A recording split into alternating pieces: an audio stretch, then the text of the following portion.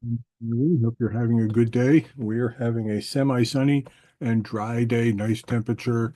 Don't need a jacket. Lovely. Enjoying it. You've been following along in our series on Gideon. We're up to, I believe, number 10. We're at the point in the story where God is about to deliver his people. Let me review for you the pattern that we find in the book of Judges. The goal for every person, every believer, actually every person on the face of the earth, most people don't accomplish it, but is to trust and obey God. That's the ultimate goal. What we find in the book of Judges is this call went out from God for people to trust him and follow him. What they ended up doing was rejecting him, disobeying him, and actually bringing in foreign gods that weren't really gods at all. Deeply, deeply offensive to God to have other gods in our lives. It resulted in people actually rejecting God, and so everyone did what was right in their own eyes, but they weren't actually doing right, they were doing wrong. So God would punish them. Actually, discipline them would probably be a better word.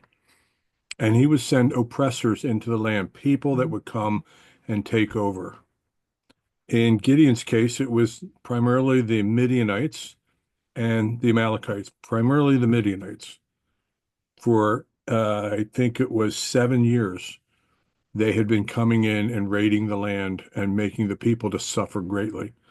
Well, the people cried out to God in their suffering, and he sent them a judge named Gideon, whose job it is to free them from the oppressors and lead them back to this place of trusting and obeying God. So that's where we're at, right here. It's about to happen. And if you remember the story, it's a very unusual story. God chose somebody that really was not significant at all to do this extremely significant job. Gideon came from a small, he was the least important person in an unimportant family in a small clan in the nation of Israel. So I wouldn't say he was absolutely the least likely, but he was a very unlikely person to be chosen for this job. But that's okay, because at the end of the day, the victory is not ours. The victory is the Lord's. So he chose Gideon, and for a chapter and a half, God develops Gideon's faith, because Gideon had a far from perfect faith, much like you and I. Gideon had asked for quite a few signs along the way. God kept giving them. One of the things that God did was when Gideon called an army together, there was over 30,000 men, and God weeded it down all the way to 300 men. 300. The Amalekites and the Midianites had 135,000 men. But God wanted Gideon to trust him, even though things did not look favorable. Even though, humanly speaking, you could not figure out a way out of this predicament. And how often do you and I fall into situations like that, eh? The situation just seems impossible. And in that moment, God is calling for us to trust him and then act to do whatever it is that he's been asking us to do. So anyway, this is where Gideon is at the moment. This is a most unusual story. Now the camp of Midian lay below him in the valley. And during that night, the Lord said to Gideon, get up, go down against the camp because I'm going to give them into your hands. The moment has arrived. If you're afraid to go down to the camp, oh, I'm on the wrong story. We need to drop down further. It is time.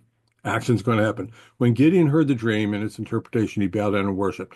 And he returned to the camp of Israel and he called out to these 300 men, get up. The Lord has given the Midianite camp into your hands. It's amazing the confidence that Gideon finally has after God worked with him patiently. Dividing the 300 men into three companies, this is what they had for their battle weapons. He placed trumpets and empty jars in the hands of each of them with torches inside. That's it.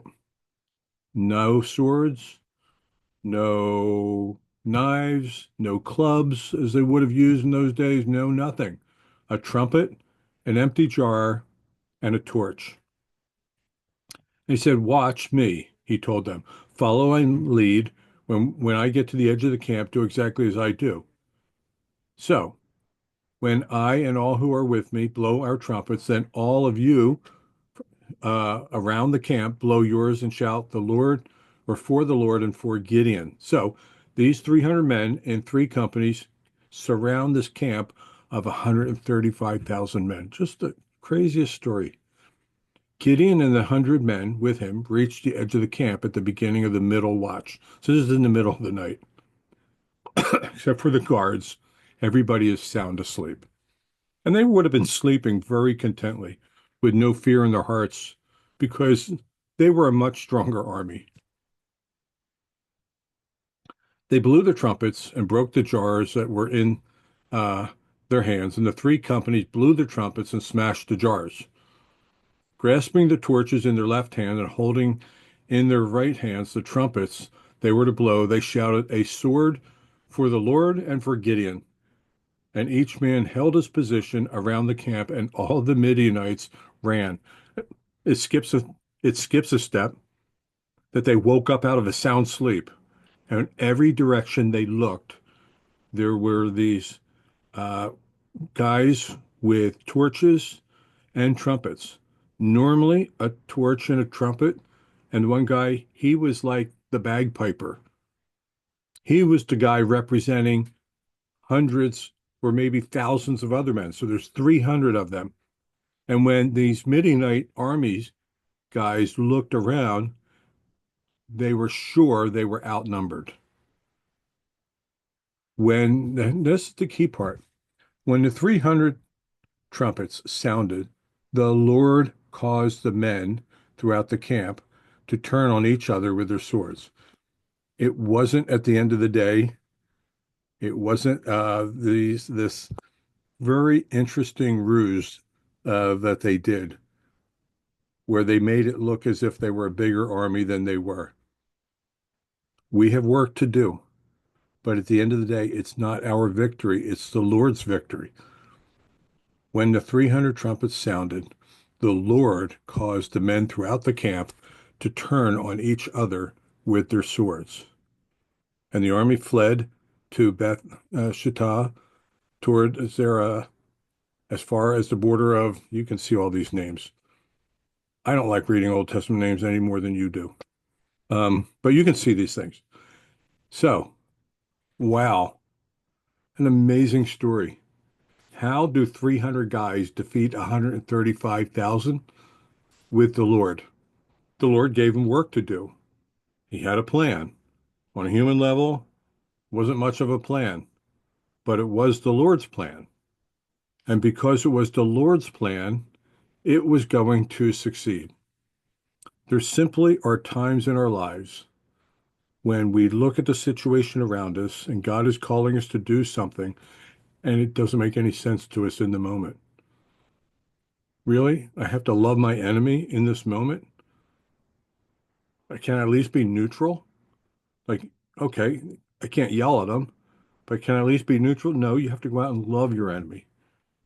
You have to forgive those who sin against you. What? Do you know what that person did to me? Yes, I know. And I've forgiven you, and I'm calling you to forgive others, right? And so on and so forth. It just goes on and on and on. The Lord's plans are not our plans, but if we trust Him and do what He says and follow His plan, it will succeed for the simple reason that the Lord is the victory, not us.